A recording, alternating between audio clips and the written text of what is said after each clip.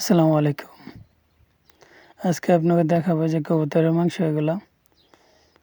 তো আমার এক বন্ধু তো কবুতর কিনে আনছিলাম, 2টা কবুতর। তো এখন কবুতর কীভাবে পাকাই আপনাকে দেখাবো। এই যে আমি পেঁয়াজ কষাইতেছি, পেঁয়াজ কষানো শেষ। তো এখন আমি কবুতরের মাংস ডাইলা দিছি, মশলা দিলাম, সাথে একটা টমেটো দিলাম।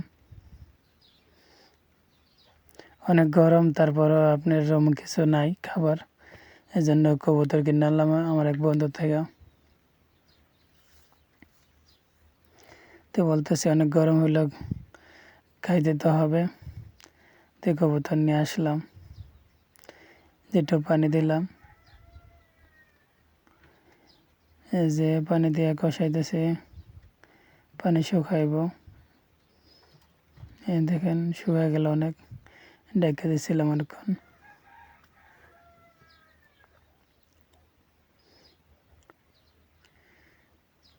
পানি শুকাই গেল আর কি। তো এখন কিছুক্ষণের ভিতরে নামিয়ে ফেলবো খাওয়ার জন্য। তো আপনাদের সবার দাওয়াত, চলে আসেন কবুতরের মাংস খাইলে, গরম গরম। আর এমনি তো গরম আমাদের সৌদি আরব, এখন 45 ডিগ্রি 46 ডিগ্রি আপনার তাপমাত্রা সৌদি আরব। এখন ভাত ডাললাম, এই দেখেন তরকারি। কবুতর মাংস ডালতেছে, এখন আমরা খাবো। আমার সাথে এক নেপালি আছে, নেপালের আমি খাবো, 2জন একই সাথে।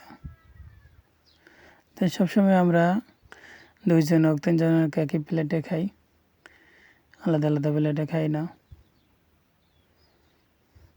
কিন্তু নেপালি হলে হিন্দু, আমি মুসলমান, তারপরও একই সাথে খাই। হায়ও কোনো কিছু বাঁচে না, গরু মাংস হোক, আপনার যে কোনো মাংস হ্যাঁ খায়। আমরা গরু মাংস মাঝে মাঝে মালিকের তাইলে হ্যাঁ খায়। তেহার কোনো মাংস বাছা নাই নেপালের, আমিও ওর মাঝে মাঝে খাই।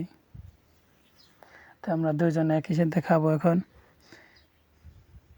তো ভিডিওটা ভালো লাগলে লাইক এবং শেয়ার করে আমাদের পাশে থাকবেন। খাওয়ার আগে বিসমিল্লাহ বলতে হয়, খাওয়ার পরে আলহামদুলিল্লাহ বলতে হয়, তো খাওয়ায় বরকত হয়। তো আমি বিসমিল্লাহ করে খাওয়া শুরু করবো। এই যে দেখেন কলিজা নিছি, বিসমিল্লাহির রহমানির রহিম।